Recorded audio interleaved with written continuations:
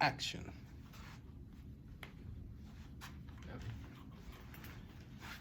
Hi, Valerie. How are you? Hello, I'm good. Thank you. You good? Yeah. That's nice. What brings you around this time? Well, I'm coming because I'm kind of frustrated because I think my dad is turning into a hoarder. A hoarder? Yeah, like he collects a bunch of things from everywhere that people give him. He buys things, and that is stressing me out. It's just like the amount of things that are in the house, and we don't live in a very big house. We live like in an apartment. We have like 2 bedrooms, like one for me and one for him, for my dad. And it's just like there's no space to walk almost. And I don't know if you understand what I'm trying to say, but like having all this stuff in the house makes me kind of like anxious and overwhelmed. Like I don't feel peace. I would like to have the house just like the walls, one sofa, and like the TV. I don't really like a lot of things, and he's just going crazy. I don't know what's going on, and I feel like I need to do my schoolwork there, and I don't feel like it's a good space to work and to do my things and to relax. There's stuff everywhere. It's a mess. I mean, it's like dirty. I don't know what to do about that. Yeah, and that's why I'm coming, because it's just getting. Maybe he's the one that should be coming here, but he doesn't want to admit it. Tell me one thing. He just started doing this, or he has had this behavior for a long time. I think he started like collecting seashells, and I don't know if that's like something. I didn't consider that hoarding at first. He started collecting a lot of seashells, and he started collecting like tennis balls, and then he started collecting little things like that, and then it started growing and growing. But not only that, it started growing for like everything. Like he started every object, not just like those things. Okay. So I don't know what's going on. Like, Well, it's that's just, and we're having fights as well because I'm like, Dad, like, please that's important, no? throw this stuff away. He's like, he just wants to keep collecting it, and I understand. I think maybe I think he was like very poor, like growing up, so maybe he has like a poverty mindset, and he didn't have anything growing up, and maybe that's why he thinks he's gonna be poor again. I don't know what's going on. Have you ever asked him, Dad, Actually, why are you collecting so many things? no, I honestly haven't asked him. I just kind of been like fighting with him, just like throw this stuff away, you know. Okay. Yeah. Okay, I see something important, because this hoarding of your dad is getting into your life. No? Yeah. And Yeah, because I live there, and I know, and that Yeah. is causing you discomfort, no? And that's what I think we should focus our attention now, no, on you, and on you told me that it's creating you anxiety. What? Explain me a little bit on anxiety. it's just it's not like panic attacks. It's just I feel like I can't breathe when I'm in the house. It's like this feeling that I need to get out, and I can't be there, and I can't have peace. It's not like super extreme anxiety. It's just like this feeling that I need to get out of the house. Yeah. It's a feeling like I would love to have a different environment. Yeah. Sort of. Yeah, Okay. definitely. Okay. Yeah. A cleaner environment. Yeah, cleaner, and just also his his decoration are terrible. But yeah, it's mostly the hoarding. Yeah, definitely. I mean, 'cause like I feel like I have no space. Okay. You know, like you want to walk, you know, come in and into the house and there's a bunch of stuff. In the kitchen there's a bunch of stuff. It's like I have the space only to like cook.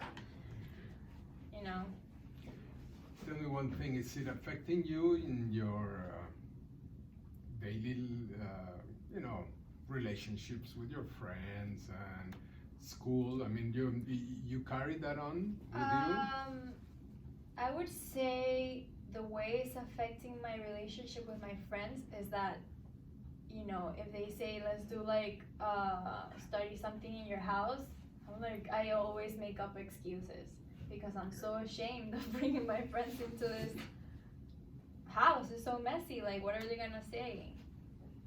But you never tell them the truth. That No, your father is. no. Okay. Yeah. No, it's like shameful for me to So, say okay. that. Yeah. So you're anxious. You're shameful, no? Yeah. And you dislike your living environment, basically, no? So Yeah. summarizing, it will be that, no? Yeah. And what can you do about it? Well, I think like you mentioned something like I haven't really talked to my dad why he's doing that. You know, I've made up conclusions in my head, but I haven't really asked him why he's doing that. And I haven't really talked to him when I'm trying to when I just fight with him basically. Throw this stuff away, you know. So maybe that could be a start, maybe changing my approach to changing my approach, I guess. Maybe that way because so far my fighting has not worked. So yeah, maybe that's something you made me think of that. Yeah. Yes, I think that could be an approach to start with, no? Basically, try to understand what's going on with your dad. No, do you love your dad? Yeah, I love my dad. Okay. Yeah. So he's an important person in your life. Yeah, I mean definitely. It's just I mean, this is one thing that has been developed that it didn't bother you at the beginning, and now it's bothering you. yeah, well, because it's more like super crowded now. Yeah, Yeah. exactly. Yeah. Okay, I understand you. That thing, you know, talking to your dad, I'm sure it will clear up a lot of things. And maybe he's going through something that he doesn't want to talk about. Yeah, or, maybe you he's know. an andropause or something. Look. Actually, you know, I've heard that people like women in menopause they go through really crazy stuff. So maybe men also. Well, we don't know that. Yeah, of course I don't know that, but you know. Yeah. It's. Maybe he's I don't know. Yeah, but it would be nice, you know, to sit down with him and maybe take him out of that environment and let's go and have a coffee at Starbucks or something and say, hey, Dad, I see that your collection is grown a lot. What can we do about this? Because explain him your discomfort. Yeah. And tell him, look, Daddy, you know, it's affecting me. I'm sure that, you know, there's love between you two guys and you can understand him, no? Because hoarding is like a disorder, like many other disorders, and it will be nice to know why he's doing that. Yeah. And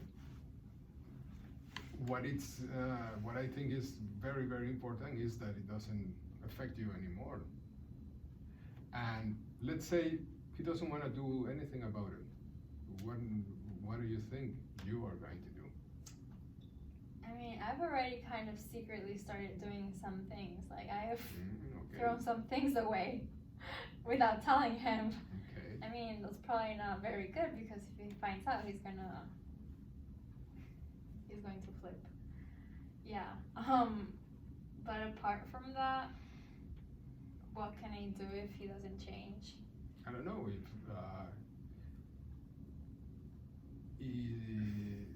you have you ever thought about living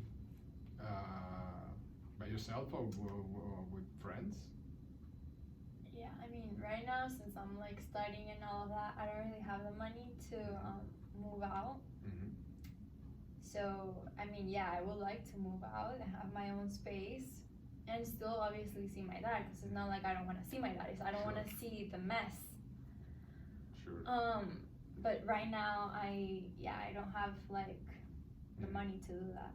You know, because I have all these other expenses with my schools, my books, and all of that. So. Yeah, I believe that your daddy needs help, no? Yeah. And maybe you can offer him that help. Mm-hmm. No? And tell him, hey, that you can be helped by, I don't know, a therapist or someone that, because it's going to affect him at the end. And from what I heard, those people, they don't end up very well, no? But anyway, I think it is important for you to clear that up, no? Yeah. So you have a better understanding of his problem, and you can, you know, be a conduit for him to get some help. Yeah. No? Mm. And that will eventually, it will put you in a position to make a real decision, no? If he doesn't want to change and your discomfort, then you might, you know, take some action. Yeah. No? Mm-hmm. But what it's important, it's for you to feel at ease with all of this situation that you're experiencing. No? Yeah. Mm-hmm. Yeah, I think the first step would be to talk to him definitely because like I said, I usually just start fighting with him and try to see if he can be open to getting therapy It's or something because it's confrontation a natural behavior of yours? no, I just do you like to confront people?